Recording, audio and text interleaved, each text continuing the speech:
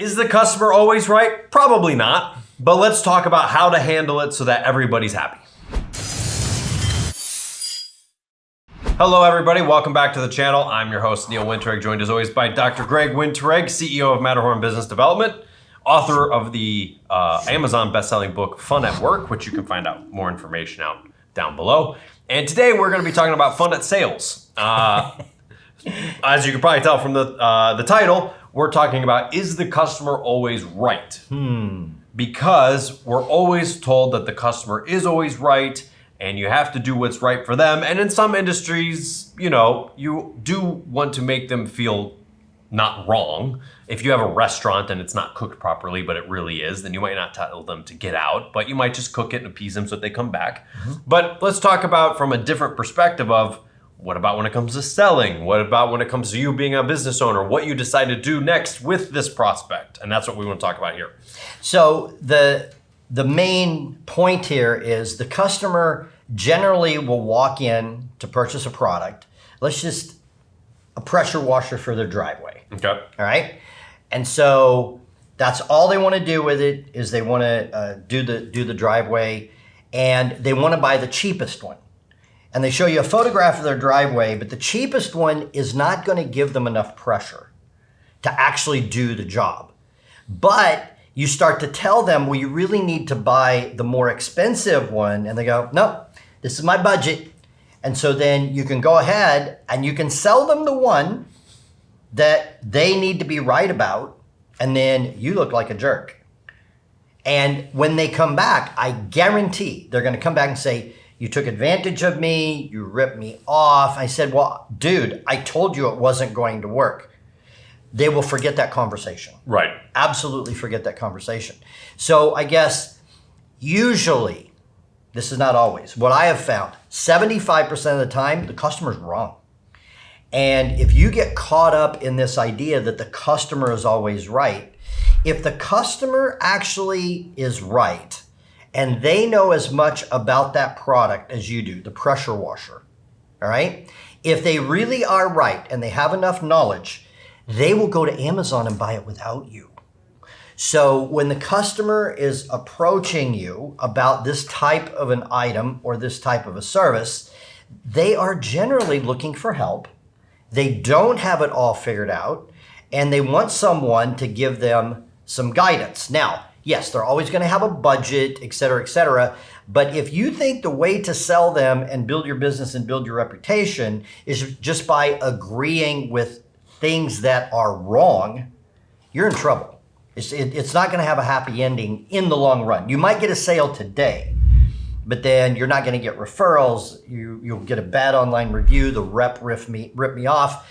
And you and I have seen it before where people lie in their reviews. No. Yes, they flat out lie. You mean people who only complain online usually are liars about it too?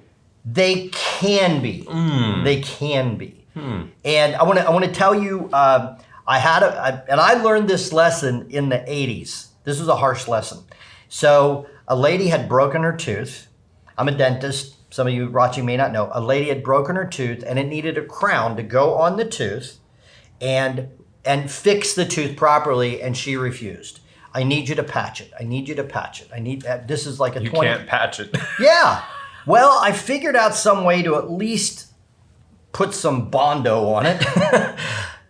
And then I had her sign the chart. Dr. Wintereg has explained to me that this is not the best, and she signed the chart. I did that twice in 12 years. Had the patient sign the chart that I had explained it. She comes back 90 days later and she broke the tooth again, but this time it could not be crowned, it could not be repaired, and it needed to be extracted. And she's like, what's wrong with your filling? Blah, blah. And I'm like, I took a photograph. My filling was still there. All right? That's my filling. You didn't listen to me. And she's arguing, and I showed her, now get this, I showed her the chart. I said, I read it to her, and I said, and you signed it. You know what she said? I don't remember that. So I learned my lesson long, long ago. The customer honestly is usually wrong.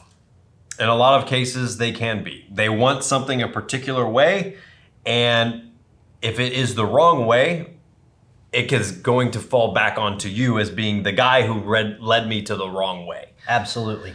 Absolutely. And this particular, if we just stick with that story as my point, this particular patient had been in that practice for 60 years since she was a little girl. I was the third dentist in that practice. It had been bought and sold a few times.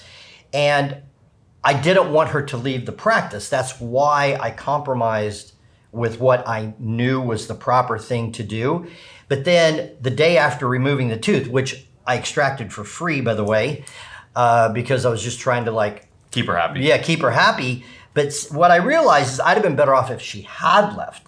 Because within 90 days, I told her that this is a compromise. I'd have been better off not touching the tooth, have her go find another dentist. Willing to do it the way she wants. Willing to do what she wants. And then when the tooth breaks, I'm the smarty pants. Now, she wouldn't have come back and told me.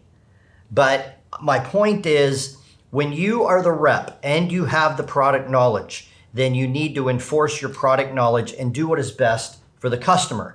And if you're into this groove of the customer is always right so you can get the sale, that's fine as long as you are selling them what is best for them.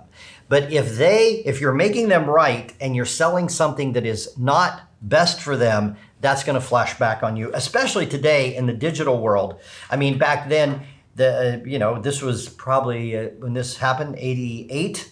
Yeah. I mean, there was no internet. There were no cell phones. I mean, I guess you could have written an editorial in the local newspaper, but I'm just saying now people have a lot more avenues to complain. And so if you are a rep and you're operating on the customer is always right, that's going to have some ramifications at some point. Yeah, you're better off getting a 1-star review that says, I wanted something done this way and they wouldn't do it that way. Right.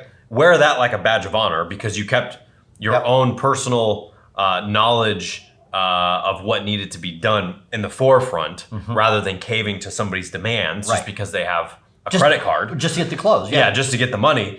You're better off getting a bad review like that than a review that says, well, they did it wrong. Yep. Or they took my money, which is what those people are going to say. Yeah, they ripped me off. They ripped me off. I said I wanted it this way. You agreed with me. It didn't work. That's your fault. That's how these people They will forget the entire conversation as I have very adeptly laid out. Yeah. Now, if we go back to the pressure washing thing, for instance, right?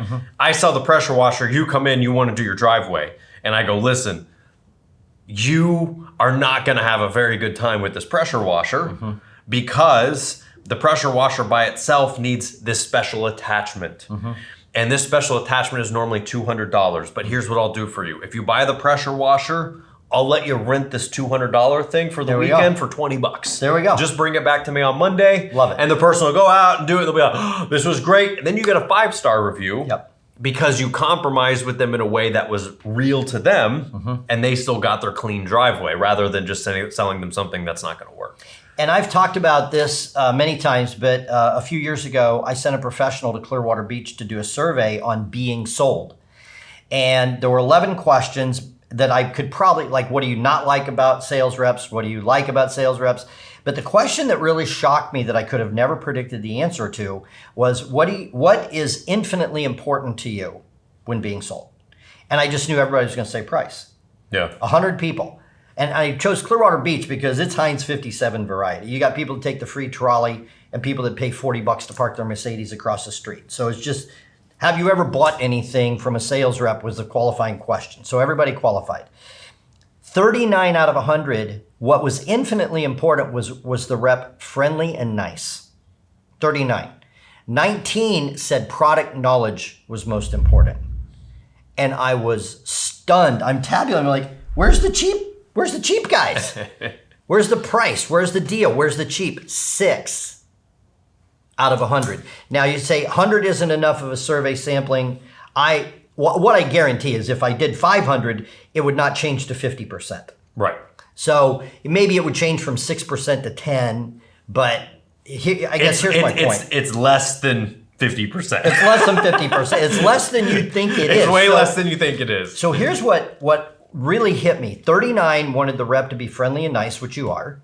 And 19 out of 100 said they want product knowledge was the most important thing. So that backs up my point is when they're approaching you, to be sold something they don't know. They really don't know. And so I could give many more examples. I won't. We're running out of time here. But just hold the line, be nice, hold the line, give them the product knowledge, hold the line on what you know is right for them. And if they walk away, then God bless them. I hope they go buy the cheap pressure washer from somebody else. And when it doesn't work, they'll come back and buy the right one from Yelp. Definitely. So if you enjoyed today's video and you made it all the way to the end here, subscribe, hit that thumbs up, leave a comment down below, and we'll see you next time.